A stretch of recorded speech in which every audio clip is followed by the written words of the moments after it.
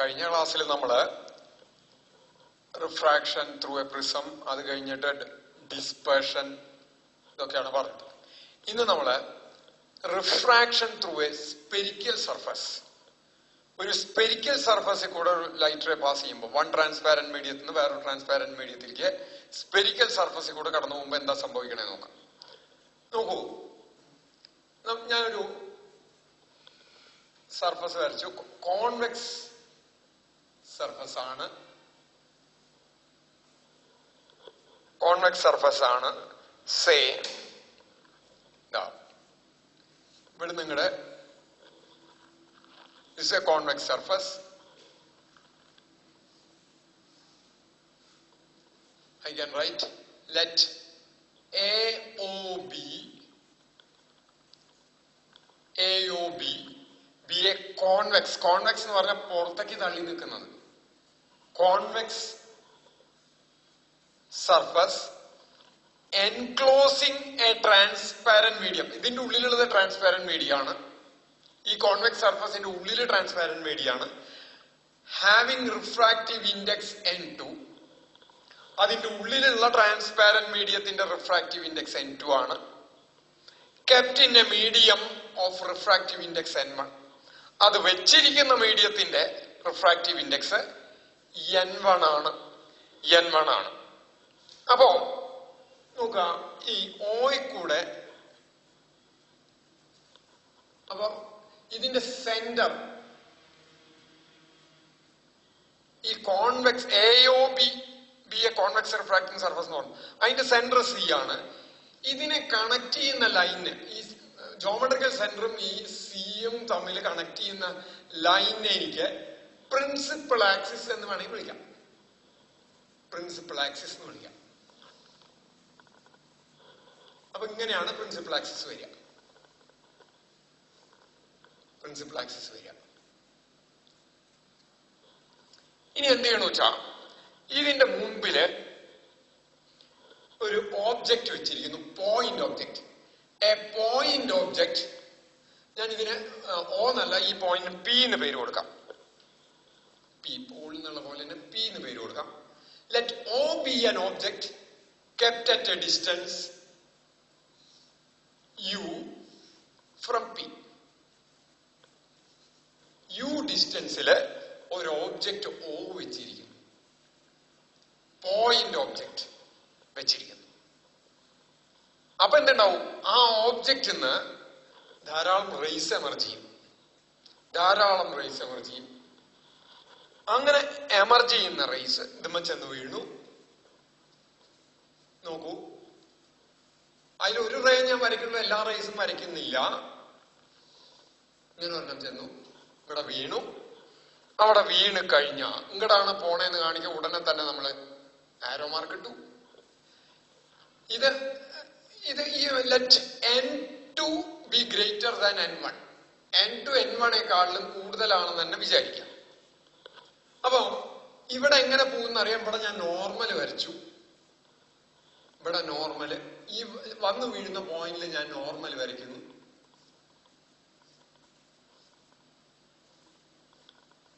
Normal വരച്ചാൽ ആ normal എന്തായാലും C കൂടെ കടന്നു പോകും. The normal will pass through C. സംശയമില്ലല്ലോ, നോർമല് C കൂടെ കടന്നു പോകുന്നു. അപ്പോ ഇതിനെ നമുക്ക് ആംഗിൾ ഓഫ് ഇൻസിഡൻസ് I എന്ന് പറയാം. Angle between incident ray and the normal is I.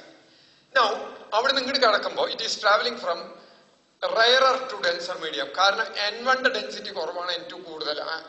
N1 refractive index കുറവാണ്, N2 കൂടുതലാന്ന് പറഞ്ഞ ഡെൻസിറ്റി, ഓപ്റ്റിക്കൽ ഡെൻസിറ്റിയും കൂടുതലാണ് N2. അപ്പൊ it bend towards the normal. What bends? The refracted ray. ഒരു മീഡിയം നിന്ന് വേറെ മീഡിയത്തിലേക്ക് എടുക്കുമ്പോൾ അതിന്റെ ഡയറക്ഷൻ മാറി. Refracted ray bend towards the normal. അങ്ങനെ ബെൻഡ് ചെയ്തിട്ട് ഇവിടെ ഒരു പോയിന്റിൽ വന്ന് വീഴുന്നു. അപ്പൊ ഇവിടുന്ന് നേരെ വന്ന് വീഴുന്ന റെയിൻ ഒരുപാട് റേസ് എമർജ് എന്ന് പറഞ്ഞു. അതിൽ നേരെ ഇങ്ങനെ വരുന്ന റേ ഇവിടെ തന്നെ വന്നു വീഴും. അതായത് എല്ലാ റേസും ഇവിടെ തന്നെ കൂട്ടിമുട്ടിക്കൊള്ളും. ഇതിന്ന് പുറപ്പെടുന്ന എല്ലാ റേസും ഇതേ പോയിന്റിൽ തന്നെ കൂട്ടിമുട്ടും. സോ ദാറ്റ് ദ ഇമേജ് ഇങ്ങോട്ട് വന്നു, ഇവിടെ വന്നു. Image is formed at distance. Image I is formed at a distance V, and this distance P to center B, P to center PC equals R. Radius of curvature എന്നുള്ള പോലെ R എന്നെടുക്കാം. ഇപ്പൊ എന്താ ഉണ്ടായേ എന്നുള്ളത് ഒന്നുകൂടി പറയാം. Consider a convex surface enclosing a medium of refractive index N2 kept in a medium of refractive index N1. Right? ഇവിടെ വേണമെങ്കിൽ ഇവിടുന്ന് ഇതുവരെയുള്ള ദൂരം, ഏതുവരെ? ഈ സി വരെയുള്ള ദൂരം R. Let O be a point object. ഇവിടുന്ന് ഇങ്ങോട്ട് ഒരു റേ വരണ്ട, ഇങ്ങോട്ട് വരണ്ട, ഇങ്ങോട്ട് ധാരാളം റേസ് പുറപ്പെടുന്നുണ്ട്. ഇതൊക്കെ കൺവെർട്ട് ചെയ്യുന്ന പോയിന്റ് ആണ് I. അപ്പൊ അവിടെ ഓയുടെ ഇമേജ് കിട്ടും. Let O be a point object kept at a distance U from the convex refracting surface from P. So that its image is formed at a distance V from P. Here I is the angle of incidence, R is the angle of refraction. Refracted ray normal ആയിട്ടുണ്ടാക്കുന്ന angle R ആണെന്ന് വിചാരിക്കാം. അങ്ങനെയാണെങ്കിൽ Snell's law പ്രകാരം N2 by N1 equals sin I by sin R. N2 by N1 equals sin I by sin R. സാധാരണ ഇത് ഞാൻ വലുതാക്കി വരച്ചെന്നേ ഉള്ളൂ. ഇത് കോൺവെക്സ് റിഫ്രാക്റ്റിംഗ് സർഫസ് സാധാരണ ഒരു പാർട്ടായിട്ട് വരും ലെൻസിന്റെ സൈസിന് എത്ര സൈസ് ഉണ്ടാവുള്ളൂ? ഇത്ര സൈസ് എന്ന് പറഞ്ഞാൽ ഏകദേശം ഇത്രേ ഉണ്ടാവുള്ളൂ. മീൻസ് ഇവിടുന്ന് പുറപ്പെടുന്ന റേ ഉണ്ടാക്കുന്ന ഈ ആംഗിള് വളരെ വളരെ ചെറുതായിരിക്കും. ഇത്രേ ഉണ്ടാവുള്ളൂ ഈ കോൺവെക്സ് റിഫ്രാക്റ്റിംഗ് സർഫസ്. ഇങ്ങനെയായിരിക്കും എന്ന് വെച്ചാൽ ഇവിടെ ഇത് വരച്ചു, ഇവിടുന്ന് ഇങ്ങോട്ട് പുറപ്പെട്ട ഇത് ഉണ്ടാക്കുന്ന ഈ ആംഗിള് വളരെ ചെറുതായിരിക്കും. അങ്ങനെ വളരെ ചെറുതാവുമ്പോ sin I approximately equal to I. If theta is very small, sin theta approximately equal to theta. കഴിഞ്ഞോളം പഠിച്ചിട്ടുണ്ട്. And sin R approximately equal to R. So we will get I by R. Therefore, ഇതിനെ cross multiply what we will get is N1 N2 R equals N1 I എന്ന് കിട്ടും. Cross multiply ചെയ്താ ഇതിനെ ഇങ്ങോട്ട് എടുത്തു, ഇതിനെ ഇങ്ങോട്ട് ക്രോസ് മൾട്ടിപ്ലൈ ചെയ്താ N2 R equals N1 I എന്ന് കിട്ടും. നമുക്ക് ഐയും ആറും അറിയില്ല. ഉദ്ദേശം എന്താ വെച്ചാ യു ഡിസ്റ്റൻസിൽ വെച്ചാൽ എത്ര ഡിസ്റ്റൻസിൽ ഇമേജ് ഫോം ചെയ്യും? What we know is we know u, we know r. What will be v? നമ്മൾ മിറർ ഇക്വേഷനിൽ ചെയ്ത പോലെ ഇവിടെ നമുക്ക് ഇക്വേഷൻ ഫോം ചെയ്യണം. ഈ പർട്ടിക്കുലർ കേസിൽ ഇക്വേഷൻ ഫോം ചെയ്യണം. അതിനെന്ത് ചെയ്യണമെന്ന് വെച്ചാൽ ഇവിടെ ആംഗിൾ എടുക്കുകയാണ്. ഈ ആംഗിളിന് ഞാൻ ആൽഫ എന്ന് പേര് കൊടുത്തു, ഈ ആംഗിളിന് ബീറ്റ. ഈ ആംഗിൾ ഏത് ഇമേജിന്റെ ഇത് ഉണ്ടാക്കുന്ന ആംഗിൾ ബീറ്റ, ഈ ആംഗിൾ ഗാമ എന്ന് പേര് കൊടുത്തു. ഓബ്ജക്റ്റ് പ്രിൻസിപ്പൽ ആക്സിസ്, ഓബ്ജക്റ്റ് എന്ന് പുറപ്പെടുന്ന റേ പ്രിൻസിപ്പൽ ആക്സിസ് ആക്കിയിട്ട് ഉണ്ടാക്കുന്ന ആംഗിൾ ആൽഫ, ഇമേജിൽ എത്തിയ റിഫ്രാക്റ്റഡ് റേ പ്രിൻസിപ്പൽ ആക്സിസ് ആയിട്ട് ഉണ്ടാക്കുന്ന ആംഗിൾ ബീറ്റ, നോർമൽ ഉണ്ടാക്കുന്ന ആംഗിൾ ഗാമ. അങ്ങനെയാണെങ്കിൽ നോക്കൂ, ഫ്രം ട്രയാങ്കിൾ, ശ്രദ്ധിക്കുക, ഫ്രം ട്രയാങ്കിൾ ഈ പോയിന്റിന് ഞാൻ ഒരു പേര് കൊടുത്തു, എ ബി, ഇവിടെ സി എടുത്തിട്ടുണ്ട്, ഡി എന്ന് പേര് കൊടുത്തു നിൽക്കുക. ഡി എന്ന് പേര് കൊടുത്തു വെച്ചാൽ from triangle O D C, O D C കണ്ടുല്ലോ. ഒ ഡി സി ഏതാ triangle? Triangle O D C.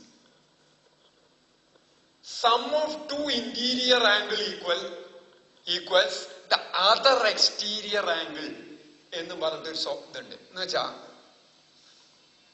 ഇങ്ങനെ വരച്ചു നോക്കിയ ഈ രണ്ട് ആംഗിളും കൂടി കൂട്ടിയാൽ അത് ഇതിന്റെ ഈ ആംഗിൾ ആയിരിക്കും. Sum of two interior angle equals the other exterior angle. എന്താ കാരണം അറിയോ? ഇത് അങ്ങനെ 180 അല്ലേ, ഇത് അങ്ങനെ 180 അല്ലേ, ഇവിടുന്ന് ഇങ്ങനെ വന്ന 180 അല്ലേ വരിക. നോക്കൂ, ഇതും കൂടി ചേർന്ന 180 ആണ്. അപ്പൊ ഈ ആംഗിള് ആൽഫ, ഇത് ബീറ്റ ആണെങ്കിൽ ഇതെന്ന് പറയണത് 180 മൈനസ് ആൽഫ പ്ലസ് ബീറ്റ അല്ലേ. 180 ഈ ആംഗിൾ എന്ന് പറയണത് 180 മൈനസ് ആൽഫ പ്ലസ് ബീറ്റ അല്ലേ, minus of alpha plus beta അല്ലേ. ഇതും കൂടിയിട്ട് 180 ആണെങ്കിൽ അപ്പൊ ഈ ആംഗിൾ എത്ര ആയേ പറ്റൂ?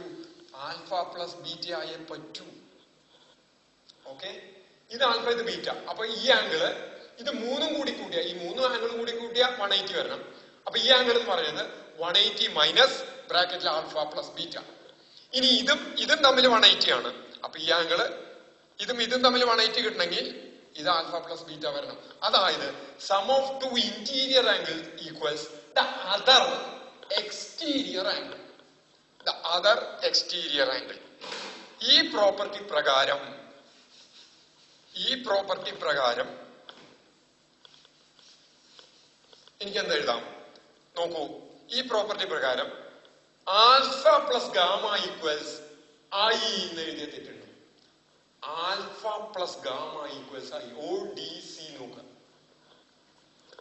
I can write alpha plus gamma equals I എന്ന് കിട്ടി. നമുക്ക് ഈ N2R equals N1I എന്നുള്ള ഇക്വേഷൻ നമ്പർ 1 എന്ന് കൊടുക്കാട്ടോ. ഇത് 1 എന്ന് കൊടുക്കാം. ഇനി എനിക്ക് എന്താ എഴുതാം? അപ്പൊ ഐയുടെ വാല്യൂ കിട്ടി. ഇതിൽ സബ്സ്റ്റിറ്റ്യൂട്ട് ചെയ്തിട്ട് കാണാം N2R equals N1I വാല്യൂസ് കൊടുത്ത് കണ്ടുപിടിക്കാനാണ് നോക്കണത്. ഇനി നോക്കാം, ട്രയാങ്കിൾ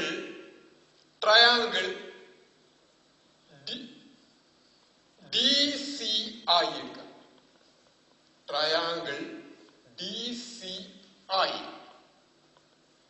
ട്രയാങ്കിൾ DCI ഇങ്ങനെ എടുക്കുമ്പോ sum of two interior angle equals the other exterior angle. R plus beta equals gamma എന്നെഴുതാം. R പ്ലസ് ബീറ്റ, രണ്ട് ഇന്റീരിയർ ആംഗിൾസ് കൂട്ടിയാൽ അതർ എക്സ്റ്റീരിയർ ആംഗിൾ. എന്താ പറഞ്ഞേ? R plus beta equals gamma. Therefore R equals gamma minus beta. Gamma minus beta. ഐയും കിട്ടി, ആറും കിട്ടി. ഐയും കിട്ടി, ആറും കിട്ടി. Therefore നമുക്ക് ഈ രണ്ട് വാല്യൂസ്, ഐയുടെയും ആറിന്റെയും വാല്യൂസ് എടുത്ത് ഒന്നാമത്തേന് കൊടുത്താൽ എന്ത് വരും നോക്കാം. N2 ഇൻറ്റു ആറിന് പകരം gamma minus beta equals N1 into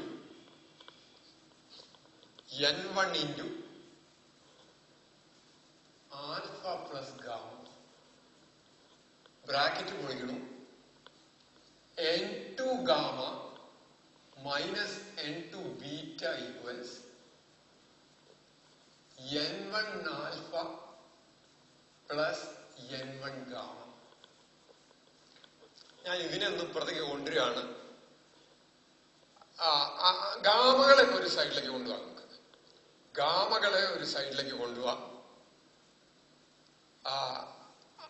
അതിനു മുമ്പ് ലെറ്റ് മീ റൈറ്റ്. ഇതിപ്പുറത്തേക്കും ഈ അങ്ങനെ ഇക്വേഷൻ ഇപ്പുറത്തേക്കും ഇതിപ്പുറത്തേക്കും എഴുതാം. അപ്പൊ എന്ത് വരും? ഈ സാധനം അങ്ങോട്ട് എഴുതി, ഈ സാധനം ഇങ്ങോട്ട് എഴുതി. കാരണം യുവും ബിയും ഒരേ സൈഡിൽ അല്ല, യുവും ബിയും ഒരേ സൈഡിൽ വരാൻ വേണ്ടിട്ടാ. വേണ്ട, ഇങ്ങനെ തന്നെ നിർത്തിക്കോട്ടെ.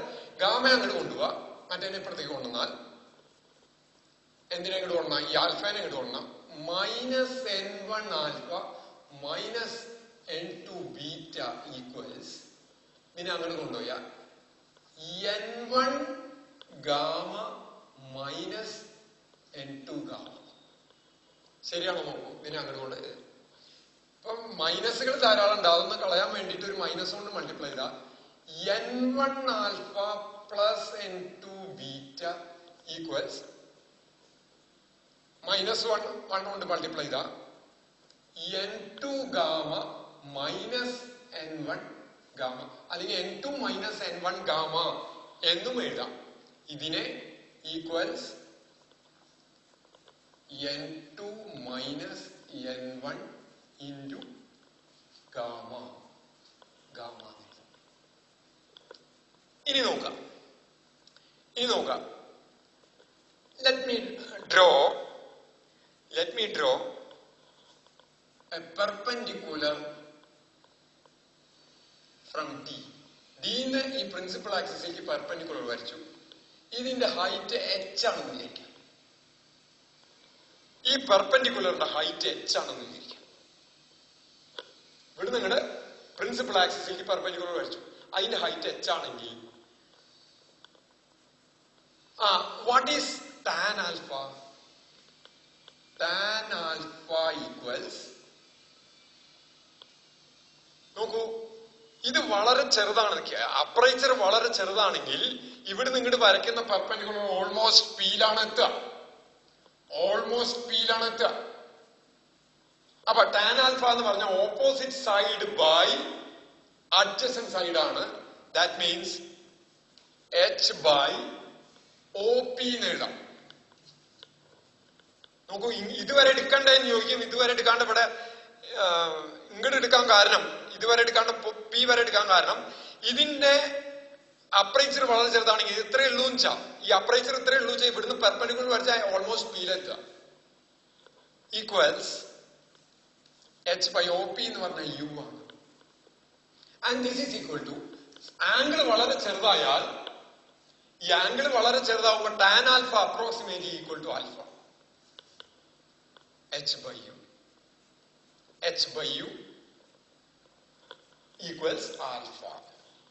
അതുപോലെ ടാൻ ബീറ്റ ഈക്വൽസ്, ഈ ട്രയാങ്കിൾ എവിടുന്ന ബീറ്റ വരുന്ന ട്രയാങ്കിൾ എന്ന് പറഞ്ഞാൽ ഐ ഡി ഇ എച്ച്, ഇതിന് ഓപ്പോസിറ്റ് സൈഡ് ആയിട്ട് ഇതാണ് പെർപെൻഡിക്കുലർ. ഇതൊരു റൈറ്റ് ആംഗിൾ ട്രയാങ്കിൾ ആയി. ഐ ഡി പി തന്നെ എടുക്കാം. ഈ പിയിലേക്കാണ് ഈ എച്ച് ഓൾമോസ്റ്റ് ഈ വരയ്ക്കുന്നത് വരിക. അപ്പൊ അത് പ്രകാരം ദിസ് ബിക്കംസ് എച്ച് ബൈ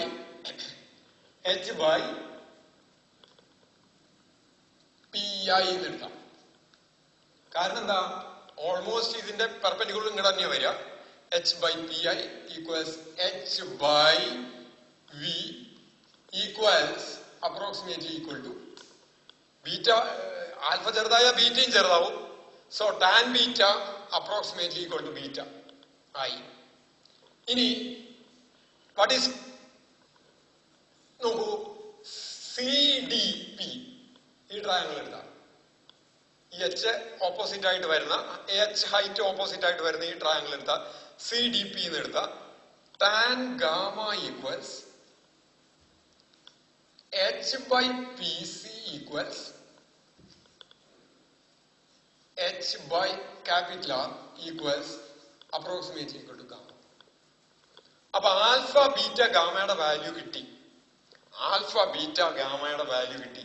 എന്താണ്? Alpha equals H by u, beta equals H by v, gamma equals H by r. അത് ഇവിടെ കൊടുക്കുക.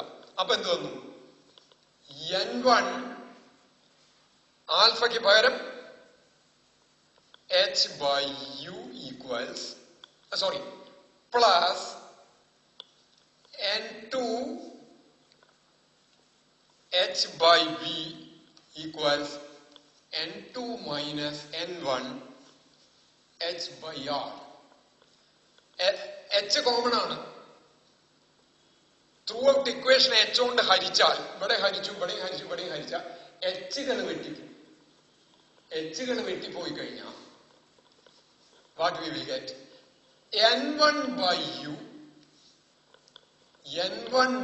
u plus n2 by v equals n2 minus n1 by r എന്ന് കിട്ടും. n1 by u plus n2 by v equals n1 minus n2 by r. ഇവിടെ നമ്മൾ യുവും വിയും ആറും n1 n2 അറിയാം, യുവും വിയും യു ആറും അറിയാം, n1 n2 അറിയാമെങ്കിൽ വി കണ്ടുപിടിക്കാം, അല്ലെങ്കിൽ യു കണ്ടുപിടിക്കാൻ യു കണ്ടുപിടിക്കാം, ഏതാ വെച്ചാൽ അത് കണ്ടുപിടിക്കാൻ പറ്റും. പക്ഷേ ഇത് ഇങ്ങനത്തെ ഒരു കേസിൽ, ഇതൊരു പർട്ടിക്കുലർ കേസിൽ ഇക്വേഷനാണ്. കോൺവെക്സ് സർഫസ് വയ്ക്കുന്നത്, ഇതിങ്ങനെ അകം കുഴിഞ്ഞിട്ടുള്ള സർഫസ് വരാം, അകം കുഴിഞ്ഞ് കോൺകേവ് ആയിട്ടുള്ള സർഫസ് വരാം. തന്നെയല്ല, ഈ ഓബ്ജക്ട് ഇത്രയും കൂടി ഇങ്ങോട്ട് നീക്കി ഈ അടുത്തേക്ക് വെച്ചു കഴിഞ്ഞാൽ you won't get, this is a real image, you won't get a real image, virtual ആയിട്ടുള്ള ഇമേജ് കിട്ടും. അപ്പൊ ഇതിനൊക്കെ അനുസരിച്ച്, ഓരോ കേസുകൾക്ക് അനുസരിച്ച് രൂപം ഇങ്ങനെ തന്നെ ഇരിക്കും, പക്ഷെ ഇക്വേഷന്റെ സൈൻ മാറി മാറി മാറി വരും. അപ്പോ സ്പെരിക്കൽ റിഫ്രാക്റ്റിംഗ് സർഫസിന് ഏത് തരം സർഫസ് ആണെങ്കിലും ഒന്ന് ഈ കോൺകേവ് സർഫസ് വരാം, അല്ലെങ്കിൽ കോൺകേവ് സർഫസ് വരാം. അതിന്റെ ജനറൽ ഇക്വേഷൻ കിട്ടാൻ നമ്മൾ മിറർ ഇക്വേഷനിൽ പറഞ്ഞു. ഇപ്പൊ നമ്മൾ ഒരു പർട്ടിക്കുലർ കേസ് എടുത്തിട്ട് ഡിറൈവ് ചെയ്തു, അതിൽ സൈൻ കൺവെൻഷൻ അപ്ലൈ ചെയ്താൽ നമുക്ക് ജനറൽ കേസ് കിട്ടും. ഇതിൽ സൈൻ കൺവെൻഷൻ കൊടുക്കുമ്പോ എങ്ങനെയാ സൈൻ കൺവെൻഷൻ കൊടുക്കുക? ഈ പി എ ഒറിജിൻ ആയിട്ട് എടുത്തുകൊണ്ട് അവിടുന്ന് ലെഫ്റ്റ് സൈഡിലേക്ക് വരയ്ക്കുന്നത്. ആദ്യം ray diagram should be drawn in such a way that incident ray should travel from left to right. അങ്ങനെ തന്നെയാണ് നമ്മൾ വരച്ചിരിക്കുന്നത്. അങ്ങനെയാണെങ്കിൽ പി എ ഒറിജിൻ ആക്കിയിട്ട് എടുത്താൽ ലെഫ്റ്റ് സൈഡിലേക്ക് വരുന്ന ഡിസ്റ്റൻസ് ഒക്കെ നെഗറ്റീവും റൈറ്റ് സൈഡിലേക്കൊക്കെ ഉള്ളത് പോസിറ്റീവായിട്ട് എഴുതണം എന്നാ പറയണത്. അങ്ങനെ വരുമ്പോ ഇവിടെ here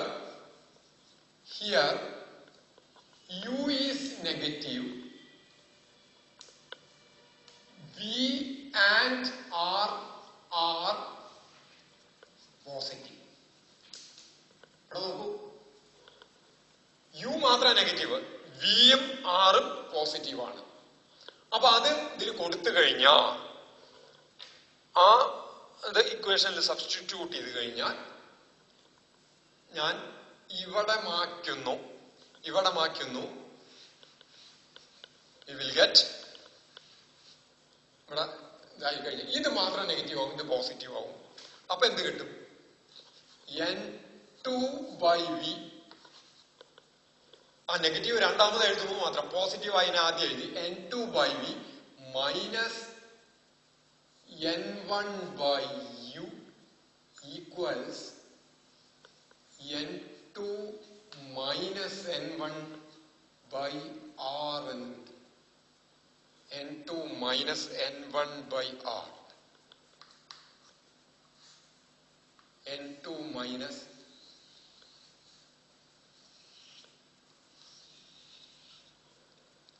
this is the general equation for refraction at any spherical surface. ഒരു ഏത് സ്പെരിക്കൽ സർഫസ് എടുത്താലും അവിടുത്തെ റിഫ്രാക്ഷനുള്ള ജനറൽ ഇക്വേഷൻ ആണ് n2 by v minus n1 by u equals n2 minus n1 by r. ഇത് ഓർക്കാൻ ഒരു പ്രത്യേകത ഉണ്ട്, ഒരു എളുപ്പ വഴിയുണ്ട്. എങ്ങനെയാണ്? n2 എന്ന് പറഞ്ഞാൽ ഏതാ? ഇമേജ് കിടക്കുന്ന മീഡിയത്തിന്റെ റിഫ്രാക്റ്റീവ് ഇൻഡെക്സ് അല്ലേ? n2 എന്ന് പറഞ്ഞ ഇമേജ് കിടക്കുന്ന മീഡിയത്തിന്റെ റിഫ്രാക്റ്റീവ് ഇൻഡെക്സ് അല്ലേ? അപ്പോ refractive index of medium in which image lies divided by image distance. V എന്ന് പറഞ്ഞ ഇമേജ് ഡിസ്റ്റൻസ് ആണ്, ഇമേജിലേക്കുള്ള ഡിസ്റ്റൻസ് ആണ്. അപ്പൊ RI എന്ന് പറഞ്ഞ refractive index in which image lies by image distance minus n1 എന്ന് പറഞ്ഞ refractive index of medium in which object lies. n1 എന്ന് പറഞ്ഞ refractive index of medium in which object lies by divided by object distance. അപ്പൊ ഒന്നുകൂടി പറയാം, refractive index of RI of medium in which image lies by image distance minus refractive index of medium in which object lies by object distance equals refractive index of refracting medium minus refractive index of incident medium. Refractive index of ഇതാണ് second medium ആണ് refract ചെയ്യണത്. n1 എന്ന് പറഞ്ഞത് incident medium ആണ്. Refractive index of refracting medium minus refractive index of incident medium by radius of curvature. By radius of curvature. അപ്പൊ ഇതെടുത്ത് ഈ general equation എടുത്ത് ഇതില് സൈൻ കൺവെൻഷൻ കൊടുത്താൽ ഓരോ പർട്ടിക്കുലർ കേസിലും കിട്ടും. അതായത് കോൺകേവ് റിഫ്രാക്റ്റിംഗ് സർഫസ് വന്നാലും അതിന്റെ അവിടെ എവിടെ ഓബ്ജക്റ്റ് വെച്ചാലും അതിന്റെ ഇക്വേഷൻ ഫോം ചെയ്യാൻ ഈ ജനറൽ ഇക്വേഷൻ എടുത്ത് അതില് സൈൻ കൺവെൻഷൻ കൊടുത്താൽ കിട്ടും. ഇങ്ങനത്തെ രണ്ട് സ്പെരിക്കൽ റിഫ്രാക്റ്റിംഗ് സർഫസ് ചേർന്നിട്ട് അതിന്റെ ഉള്ളില് ഒരു മീഡിയം ആയിട്ട് വരുന്നതാണ് ലെൻസ് ആവുക. അപ്പൊ അടുത്ത ഇതില് നമുക്ക് ലെൻസിന്റെ ഓപ്റ്റിക്കൽ ലെൻസ് LENS ലെൻസിന്റെ ഫോർമുല ഡിറൈവ് ചെയ്യണം. അപ്പൊ this is the equation for refraction at a spherical surface. This derivation is very important.